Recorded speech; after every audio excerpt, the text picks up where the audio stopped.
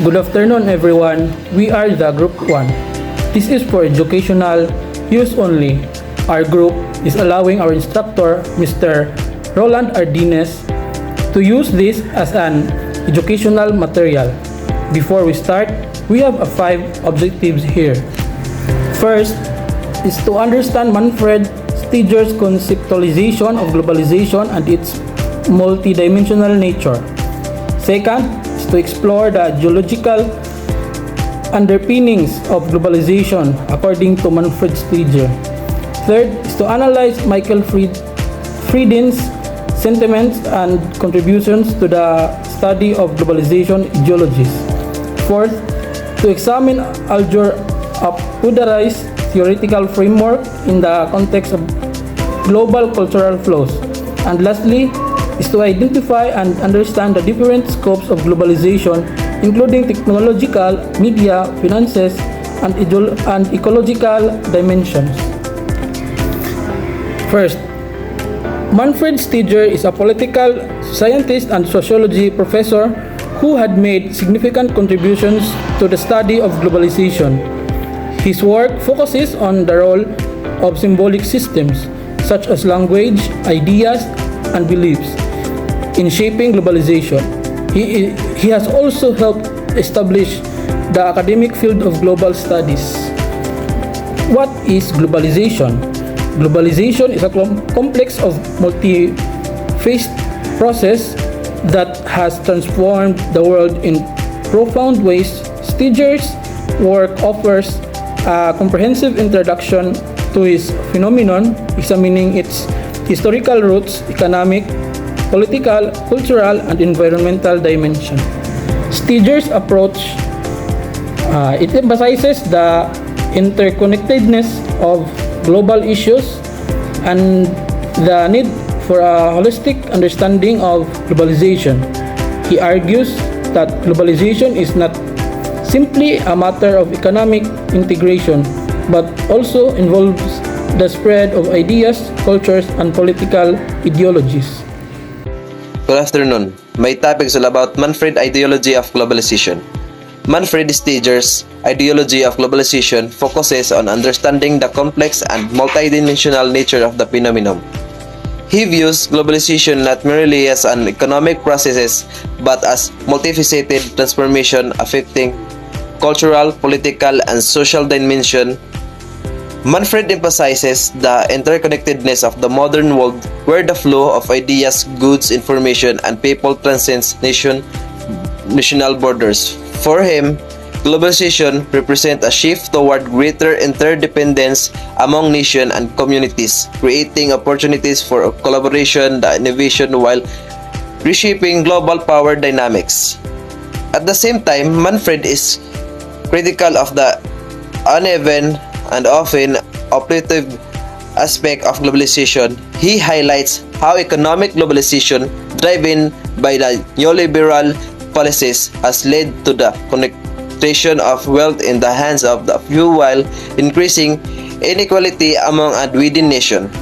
He is concerned about erosion of local cultures and identities under the pressure of homogenizing global forces, as well as the environmental damage caused by the unsustainable production and consumption patterns.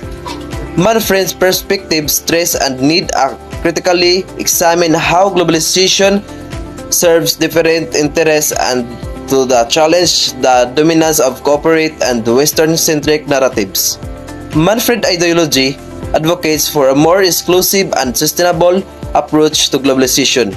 He calls for greater attention to the voices and the needs of marginalized communities, especially in the global south, and for the creation of policies that prioritize equity and the environmental sustainability. He envisioned globalization as the democratic and participatory process where diverse cultures and perspectives coexist and thrive. For Manfred, globalization should not simply be about economic integration but about fostering global solidarity, justice, and a shared responsibility for the future of the humanity and the planet. That's all. Thank you. Good day everyone. My topic is all about Michael Fredden's sentiments. Michael Fredden, a prominent scholar in political theory, provide a nuanced perspective on globalization. His views are primarily concerned with how globalization affects political ideologies and social structure. Fredden does not approach globalization with outright support or opposition. Instead, he focuses on its implication for political thought, identity, and governance. Michael Fredden has 5 key sentiments. One is globalization as a reshaping. Fredden sees globalization as a transformative force that reshapes political ideologies and social arrangements. It challenges traditional notion of sovereignty, national identity, and the state-centric framework of politics. Number 2, ideological fluidity. Fredden argues that globalization introduces new ideological challenge and adaptation. Political ideologies must respond to transnational issues such as environmental crisis, economic inequality, and cultural exchange. 3 is loss and opportunity. Fredden acknowledged that globalization can lead to the erosion of local culture, tradition, and national autonomy. On the other hand, he potentially for greater confrontation, cooperation, and a diffusion of ideas. Number 4 is critique of neoliberalism. Fredden critiques the dominance of neoliberalism in globalization, suggesting that it prioritizes market force over social welfare and equity. He warns against the commodification of politics and the production of human relationships to market transactions. Lastly is a call of ethical globalization. Fredden emphasized the need for a more ethically guided approach to globalization. This includes addressing global justice, fostering inclusion, and ensuring that globalization benefits marginalized and disadvantaged groups. Fredden's analysis invites us to consider globalization not a monolithic or individual process but as a multi-layered phenomenon that requires careful negotiations, especially in the realm of political ideology and governance. That's all. Good day everyone, I'm Engine Cadet Bruce Patrick. My topic is globalization by Arjun Apoddarai. So, who is Arjun Apoddarai? Arjun Apoddarai is a prominent cultural anthropologist and theorist best known for his work on globalization, modernity, and cultural dynamics, born on February 20, 1949 in Mumbai, India. He has written extensively on the intersection of culture, economics, and politics in our globalized world. One of his most influential work is the book Modernity at Large, Cultural Dimension of Globalization 1996, where he introduced the concept of scape to analyze global cultural flows such as ethnoscape, mediascape, technoscape, financescape, and eduscape. These ideas have become foundational in understanding how cultural and identity are shaped in the globalized context. So, globalization, according to Arjun Apoddarai, globalization refers to the increasing pace and scope of interconnection across the globe, like for example, cell phone. So the five concept escape of Arjun Apoddarai. First, ethnoscape refers to flow of people across boundaries. Second, technoscape refers to the flows of technology. Third, eduscape refers to flow of ideas. Fourth, financescape refers to flow of money across political borders. And the last, mediascape refers to flow of media across borders. As we have already established, globalization refers to the increasing pace and scope of interconnections crisscrossing the globe. Anthropologist Arjun Apoddarai has discussed this in terms of 5 specific scapes or flows: ethnoscapes, technoscapes, eduscapes, financescapes, and mediascapes. Thinking of globalization in terms of the people, things, and ideas that flow across national boundaries is a productive framework for understanding the shifting social landscapes in which contemporary people are often embedded in their daily lives.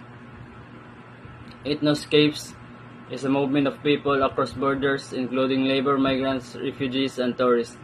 It is a concept that helps us understand the impacts of global cultural flow in terms of the movement of people across boundaries. Ethnoscapes refer to the flow of people, ideas, and practices they move with them, and the impacts this movement has on the places they go. Technoscapes refers to the global technology flows transforming daily life. The iPhone's massive demand base related to this driving rapid production, altering global wealth distribution, and impacting labor conditions. Technological innovation accelerates global interconnectedness, echoing historical precedents like the printing press, which reshape national identity and community perspectives.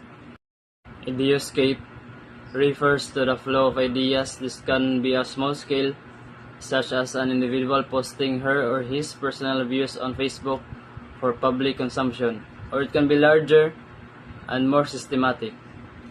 Financescape refers to the flow of money across political borders, forms of capital, and how they might move include cash or electronic cash, via personal or bank transfers, stocks via stock exchanges, commodities via the commodities markets.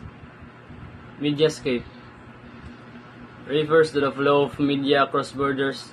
In earlier historic periods, it could take weeks or even months for entertainment and education content to travel from one location to another.